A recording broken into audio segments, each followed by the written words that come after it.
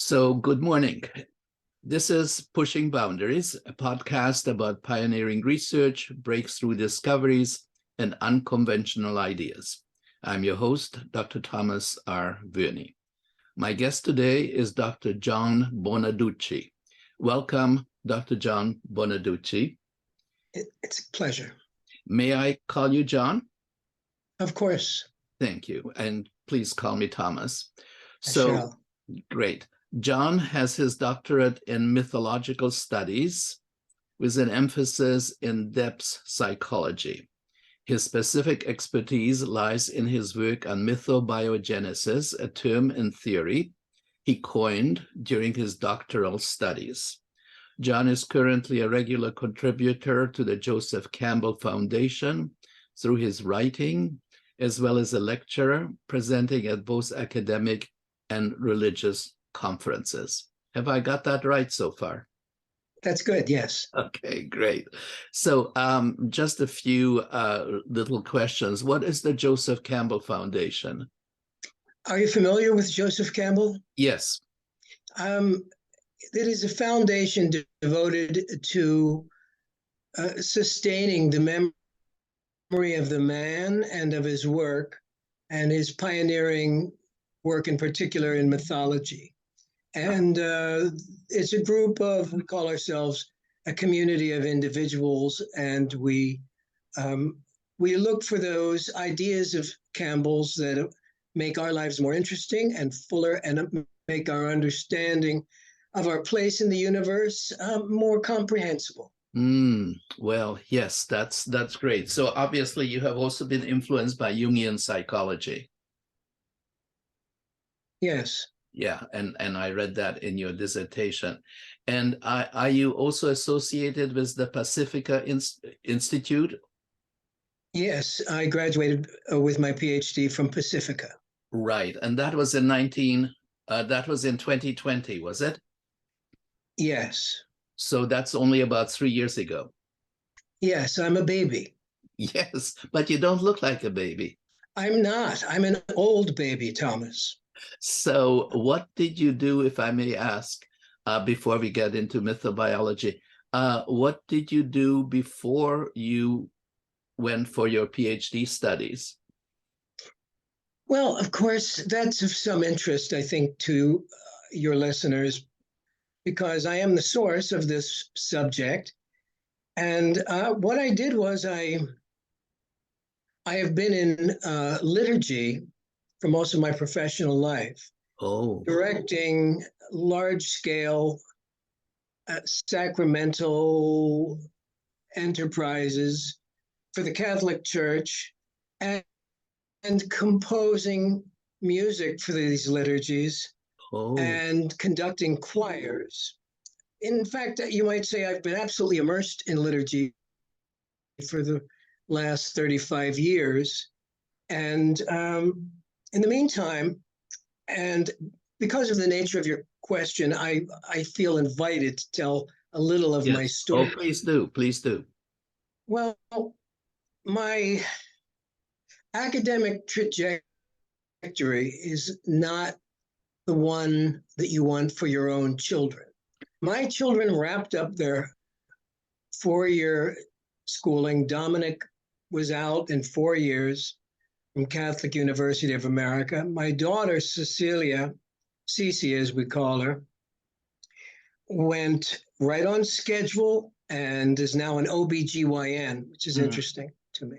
Mm-hmm. I was not so fortunate. My life was often accompanied by chaos of my own making. And I managed to avoid getting a Bachelor of Arts until I was 40 years old. Mm-hmm. And I had 2 children already. I got it from UCLA in history. By the time I was 58, I felt the need to learn about music, since they were hiring me as a musician, and I didn't really consider myself a musician. So I applied myself.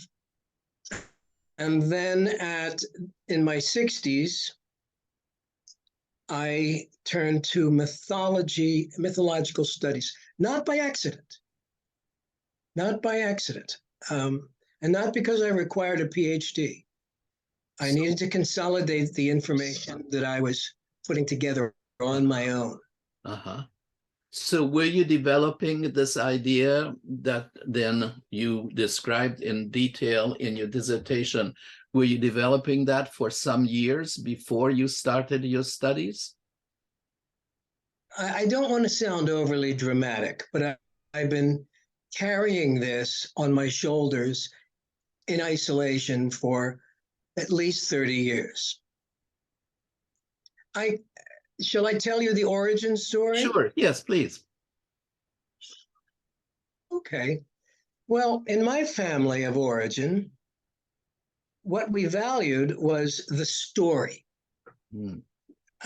My father was a wonderful writer for television, and so was my mother, Betty and Joe. And that's what I valued too. You know, a good story and good jokes, by the way, paid our rent. We worked very hard. It's the only survival strategy I knew.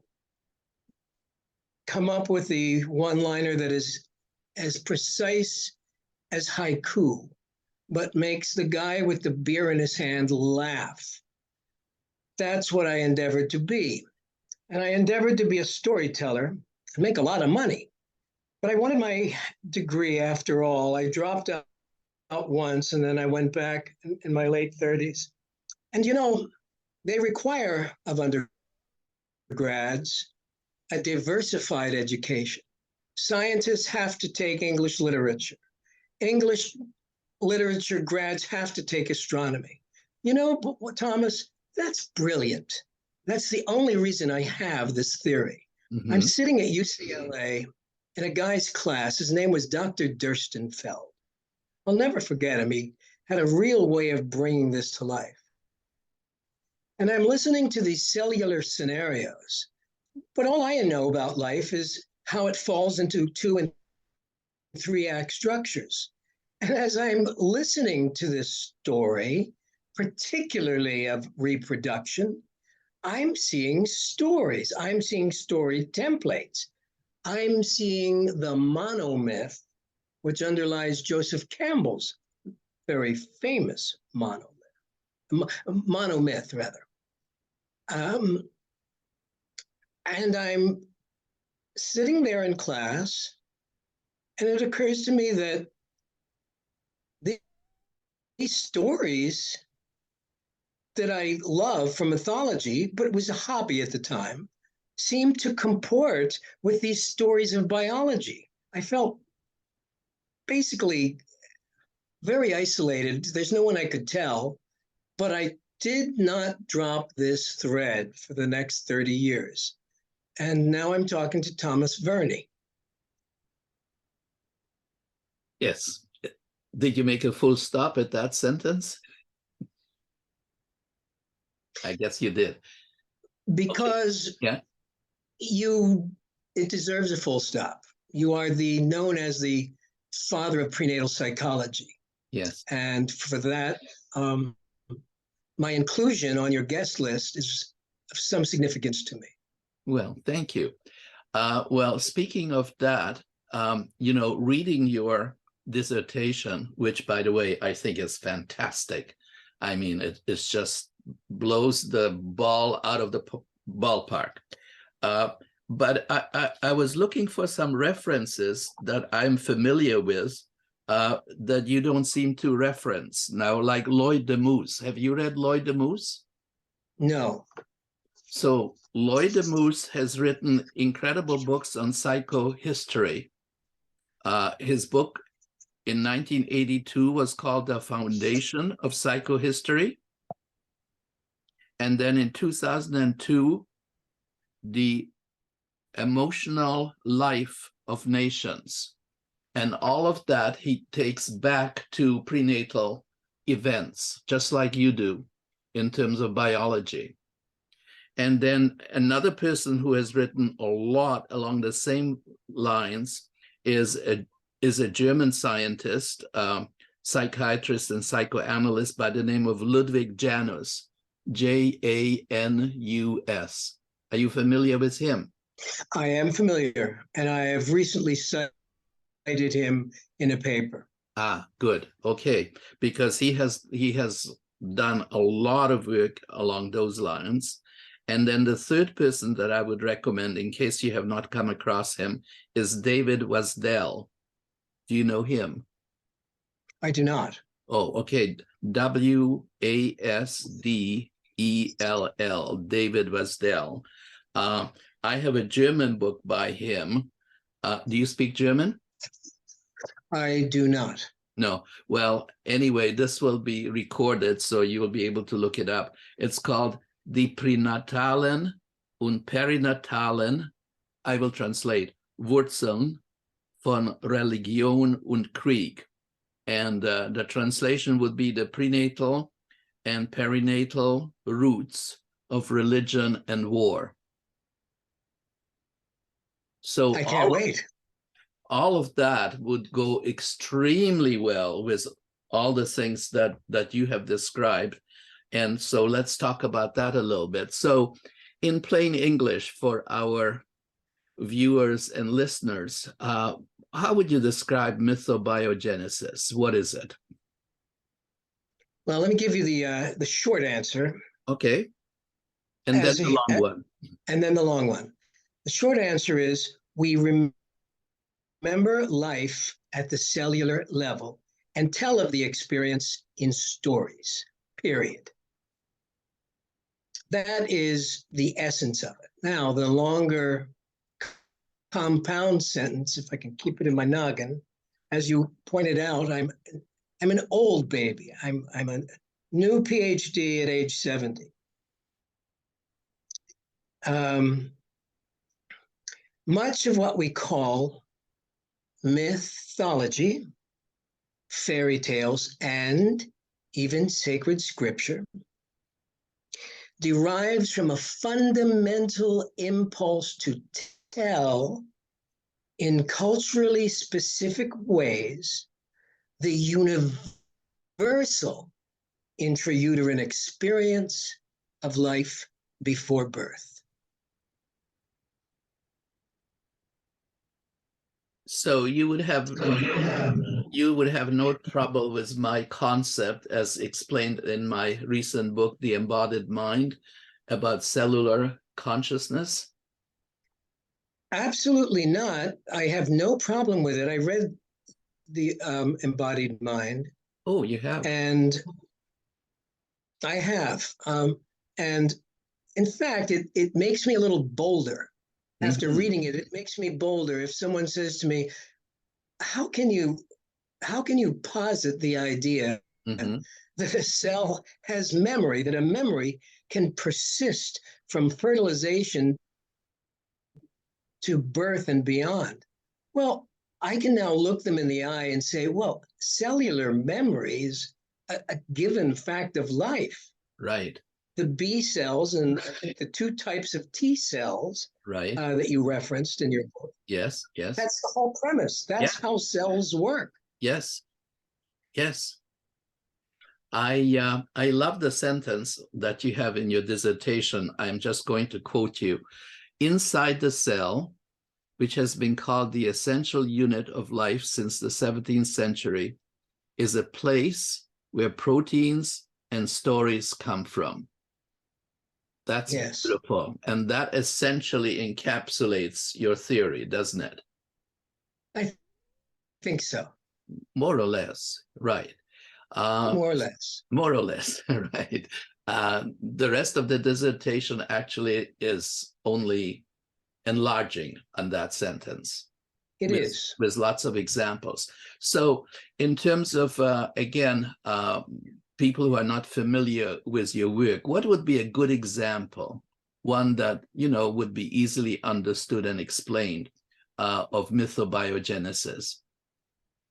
Well, I'm so glad you asked. The best ones are always the most visual ones. I think Noah, the story of Noah, is really a prime example, and one I go to. Noah, most of us divest ourselves of the Noah story by middle school. junior high. We say, Right. this is a silly old story. It has no basis in fact. And if we're kind, we tell our parents that we think it's just symbolic and it's lovely, a lovely story, improbable and impossible. The bad news is it's all true. Mm-hmm. Once you understand that this big arc is not a big arc, it's a cell. The cell gives itself away in wonderful details that, well, every psychiatrist and psychologist knows that the littlest details in dream material, and much of the Bible is from dream material. I don't think that needs to be argued. Many visitations of the supernatural come through dreams. But the first opening suggestion that he has to cover the arc in pitch. I love that detail. It reminds me of the hydrophobic lipid that will cover the cell. And as for a boat carrying every conceivable form of life, that's not a fiction. If you consider that DNA as a molecule aboard this single cell will carry those 2 giraffes and those 2 monkeys and those 2 elephants. And by the way, that pairing is probably no accident either. They are arranged as homologs from the male and the female in preparation for mitosis. And it's a delightful and wonderful application of my theory. Now, as for the next stage, it gets a little grim, of course. Millions of humans die. It's a very rageful God. Yes. That condemns every living thing to oblivion. Yeah. And that's on us. That's our culture. That's how angry we are. We have to assign anger to these cellular events. It's not inherent. These are not angry events, no. But our culture finds the anger and places it there. An angry God that is so pathological that he must kill everything but one lineage, Noah. Oh, that's how reproduction works. One survives. The rest die horribly in an acidic environment and wrong turns and darkness, and the weak don't make it, only the fittest. So this one example of humanity continues floating. They say for 40 days. I'm suggesting it's 7 days. Until it finds its landing spot, not on Mount Ararat. And frankly, according to my research, there is no Mount Ararat. You cannot locate it with confidence. That's all right. It lands on Mount Ararat. But first, they send out the doves to see if it's a safe landing, if the conditions are right. Well, and it brings, I believe it's the raven or the dove that brings back the olive branch. It says, oh yeah, it's an acceptable environment. How wonderful when I read in my science text of the crosstalk between the endometrium and the approaching blastocyst. Imagine my delight in my theory when I saw that that's exactly what these two are doing. Yes, come, land, it's all right. So the blastocyst lands, Noah lands, and there is a hatching in both stories. And what does God tell these survivors? Well, he has a one-word command, multiply. What could be more congenial to a fertilized cell than the command to multiply? Right. Actually, there's a little more to the story, in my opinion, Yes. that is even more wonderful. Because, as you know, at that point, we're talking, if I have my facts straight, about gastrulation and a trilaminar disc from which uh, um, all the various functions of the growing embryo will emerge: ectoderm, endoderm, mesoderm, respectively. Ectoderm, I think, is the neurological system, and I won't go on because I'll make a mistake. I don't remember exactly how it. No, you're doing fine so far. Thank you, Thomas. Well, in the Noah story, he sends out three sons to subdue and civilize the earth: Ham, Shem, and Japheth, and they take over their three respective kingdoms. Um, and at this point, I would rest my case for Noah. I think it's very arresting and one of the best and most comprehensible of my stories. So, having put that out into the world, what have you done since? Since I wrote it?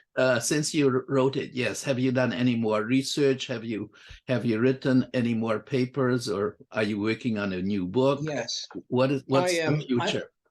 The future for me is I would very much like my dissertation to be rewritten as a book. As you know, it is accessible. And I would welcome that. I did have a wonderful opportunity for publishing. Yes. At the International Journal of Prenatal Science, and I wanted very much to be published there. It emanates from Athens. I think you're familiar with it very much. I think you're intimate. Yeah. But I'll tell you, I wanted to reach the heart of this conference at which I presented. I did present at the conference before I published in the journal, and it became the focus of the paper, my presentation. And I will tell you that I was very deliberate in taking one aspect of my theory to engage that community from Athens. Yes. I chose to apply my theory to Athens' favorite son, arguably, Plato. And how Plato is responsible for forging an original myth which absolutely conforms to my overall theory. So at the moment, I'm that's my latest. I've just received word that it was published, and I'm delighted, and I'm looking for my next step. So, which mythological tale by Plato did you attack or address? All right, in Critias, which is supposed to be a late in life work of the great master, is the story of Atlantis. Plato has a very ambiguous attitude toward mythology. On one hand, he despises it. On the other hand, he's constantly generating new mythologies. So he created the story of Atlantis, and I maintain, yes, first of all, that it's not a late in life production. By every Jungian criterion, it is the product actually of a anxious young mind, somewhat traumatized by life because it conforms to the trauma theories of of Donald Kalshed. Are you familiar with Donald Kalshed? No, no, I'm not. We study him at Pacifica. He's got great insights into trauma, and he describes, as does Jung, that there are formations, geometric formations, the mandala, which are generated spontaneously by the psyche to hold us together emotionally and psychically. And this story of Atlantis seems to conform to that. This is a young man's story. So I dispute the timeline. I have no right to, but I do. Based on nothing more than that intuition. Actually, what I end up saying is that the story of Atlantis is pure embryology, start to finish. In other words, I admire the spirit of adventure that sends men and women looking from Crete to Santorini for the island of Atlantis. I think they can stop looking. I think it's nowhere because it's everywhere. It's a cell and what happens to it after fertilization. Should I elaborate on that? Yes, yes, please do. Yes. Well, the Atlantis begins, according to Plato, as a marriage. Actually, seems more like a forcible sexual assault of a god, Poseidon, and the sole inhabitant of this island, Clito. Well, that's a little suspect right there. I don't know many islands that have sole inhabitants. Right. Right. So there's your red flag for the psychoanalyst. Something's up. Her parents are dead, that's accurate for a cell. When they make a daughter cell, as we do call them, the parents' contribution is over.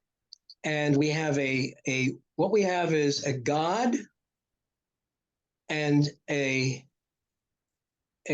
damsel. And in the words of my translation, a little prim and proper, he has to do with her. And what does he do? What happens next is lovely. He seals the island against further entry from would-be suitors. Well, there is your zona pellucida. And for the same reason, Poseidon is going to keep everybody out. You're not getting this girl. I got the girl.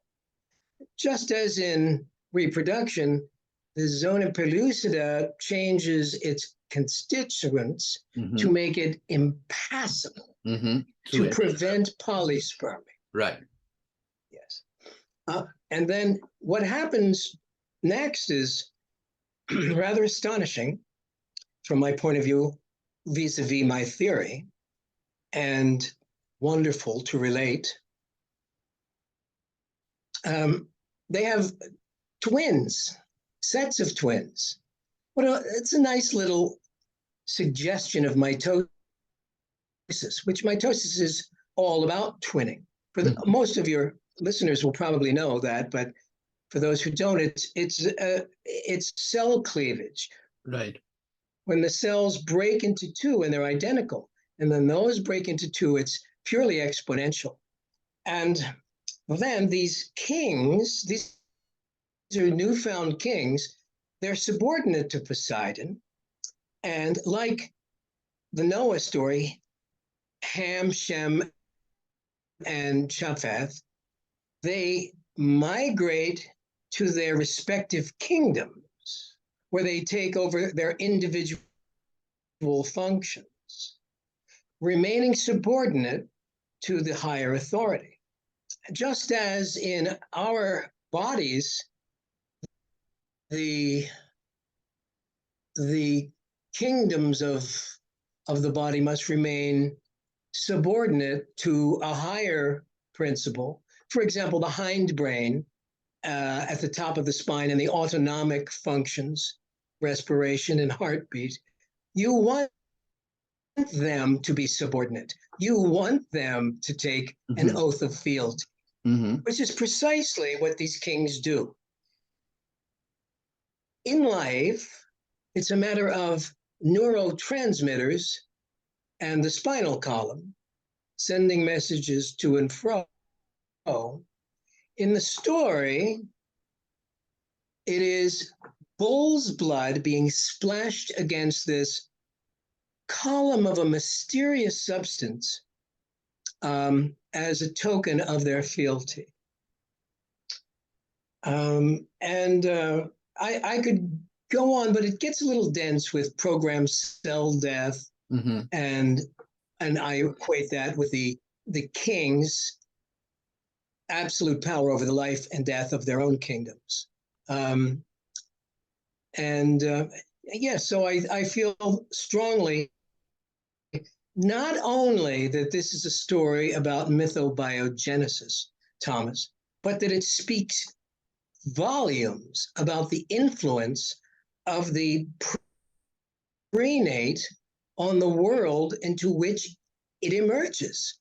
Where did Plato get his illiberal idea of absolute hierarchy in the Republic, as he calls his book, The Republic? Why are we in a caste system? He valorized the caste system. He, in another book, called it the myth of the metals, or it might even be in the Critias. The myth of the metals, where some of us are suited to be artisans, some as day laborers, some as soldiers, and some supporting the higher principle of cerebration and ruling. And so the whole idea that we've been mesmerized by since he first said it, John Locke, that we are a tabula rasa. Well, at birth, and according to Freud, for years after, I must respectably submit that this is an error, that we are not a tabula rasa at all at birth. I totally. In fact, Plato derived these ideas from his experience of what it means to be a successful prenate, and carried it out into the world, and has contributed a dominant idea ever since. Okay, a lot to absorb here. So, in terms of your own life, was there anything in your own background that you think contributed to your interest in this subject? You know, I've been wondering all week if you would ask me that, because it's by its very nature anecdotal, but my story is rather powerful. Yes, I alluded to my parents. Yes, you did. And both have gone on. Both have passed on. And when I do talk about them, I have the greatest reverence for them. Having said that, theirs was a tumultuous relationship. My mother, according to everyone I've asked, had 9 miscarriages before I was born. And the whole aspect of the haunted womb, I think, has some resonance with me. So we talk about the womb as a time of oceanic bliss. Thomas, it was not a time of oceanic bliss. Right. Not at all. Not only was my father a heavy smoker, so I was ingesting these toxins third hand, but their argument were lethal, literally lethal. I asked my mom before she passed if she thought the arguments with dad contributed to the miscarriages, and she sadly agreed that they did. I think so.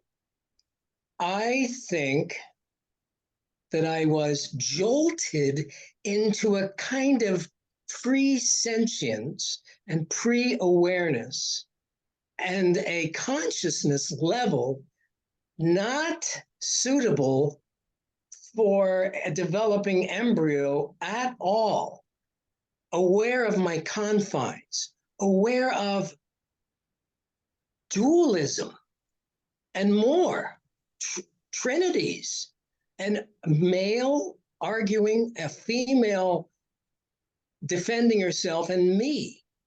That's not a time you want to divide the world into a tripartite system, although it can lead to some powerful ideas later. Now, here's how I rediscovered my life in the womb. I lived in Pennsylvania, and I was terrified of the dark. I would wake up and I would see monsters on the wall. And I was so terrified that and they were made of parts, different parts of things I'd seen, not in the womb, but later, like teeth from a dog that lived next door, or the jaws of a shark that mommy had shown me at the the museum in Philadelphia. And I put them together to create these monsters.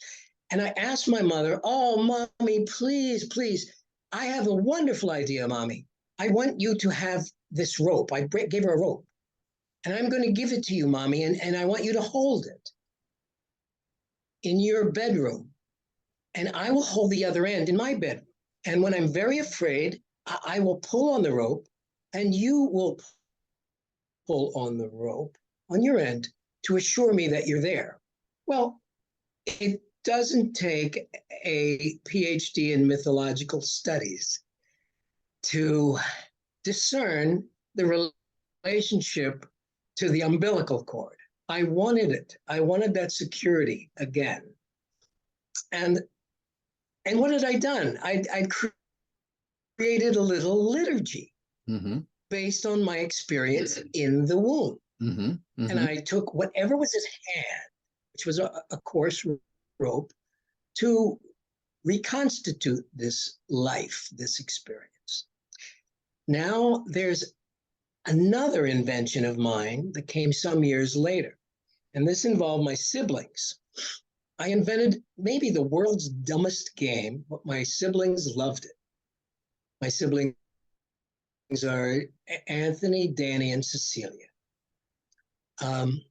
And we would lie on the bed crossways, because we couldn't all fit in a little bed, crossways, and I'd shut out the lights, and I would take 2 flashlights, and I would shine them on the ceiling.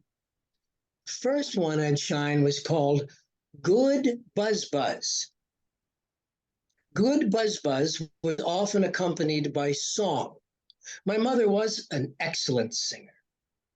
Good Buzz Buzz would dance across the ceiling, and it was very placid, even pastoral, and the kids would sing as we watched the play of light.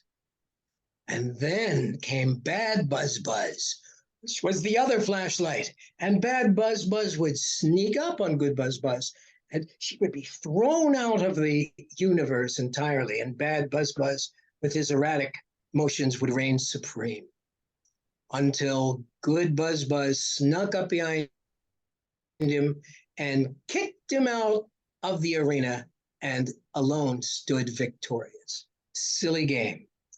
Here's how I interpret that, although I suspect you're ahead of me. The buzz buzz, to me, is the vibrational aspect of their voices. My mother's good buzz, the singing buzz. My father's somewhat tempestuous buzz. And my unstated hope that I made a value judgment. I essentially said, Mom holds a high moral card in all this, not my dad. And with this in mind, I think I was already on the road to my theoretical work at the age of 7 when we moved out of that little brick house where I'd experienced those terrors and those insights. So I believe that answers your question as to. Yes. Yes, it does. It does. It does. So you mentioned the fact that you have one daughter who is an obstetrician, and I forgot. OBGYN. And what does your son do? My son is a liaison between Verizon, that behemoth of the phone company, and connectivity. Now, I speak as an older man, remembering when it was derived from the Bell telephone company. Right. Now it is far beyond that. And he is a liaison between that company and the Department of Defense, among other things. Oh. He's a highly placed young man and has worked in as an assistant at the cabinet level in Washington for the Department of Transportation. He's a man at 33, 35 now, who knows more about the world than I ever have. So my question is, do any of your children or both of them follow sort of in your, well, not exactly footsteps, but do they understand your work and do they agree with it? I think they understand it. Remember, they've had to endure it. Yes. So it almost makes them laugh when I bring it up. And I don't know what to say about my daughter. My whole life, my adult life, most of it has been spent in studying things as small as the little gap between the blastocyst and the endometrial lining. And that's an area of focus for my daughter now. This is her life. She practices woman-centered medicine and deals with these very subjects at the level of genuine practicality. In a sense, I can't help but think I may have influenced her. Do they agree with it? They've never been so rude as to disagree. Okay. Very good. Very good. Very good answer. So what would you say? What would you say you have learned from all the work that you have done so far? And hopefully there's much more ahead. But what have you learned so far about life that you can apply to the way you live from all the work that you have done? I have learned this. And for your listeners who may be young, especially, or choosing vocations, and for those who are older and sit in judgment of those who are young, be especially sensitive to the man or woman who has not apparently found their direction. You know, years ago, a beloved man said to me, my father, I loved him. He said, John, stop dabbling. You should be becoming good at one thing. And I wish I could have said to him, Dad, I am becoming good at one thing. I just don't know what it is yet. And that has been my story. I finally found the tip of that intellectual pyramid late in life. You know, the Yes. Great Pyramid at Yes. Giza is Yes. missing its top 15 feet. Well, my personal intellectual pyramid was missing its top 15 feet, but no longer, Thomas. I found that tip. I found that summation of all my efforts in art and in biology and in music. There is a culminating point, and I believe I found it. Well, I think you have, and congratulations, and thank you for sharing it with us and the world. I think that I would like very much to ask you perhaps to write a paper for the Pre and Perinatal Psychology Association Journal. I am the associate editor. If you could write a paper about mythobiology, particularly, you know, on the subjects that we have been speaking about, the journey of the blastocyst and all that stuff, that would be of great interest to our readers, I think. And you can just send the paper to me directly, and I'll make Very sure. good. I'd be honored. I'd be absolutely honored. And may I presume then that there might be an avenue for some crosstalk between us? Yes, if yes. I need to. Absolutely, absolutely, absolutely, yes. Because we are very much on the same page, if one can put it that way. Like, you know, your interests and my interests are meeting. So yes, definitely. Let's stay in touch. And thank you, Thomas. And this podcast will be, as they say, live. In other words, on the internet next Sunday. So in a few days. Next Sunday. What time?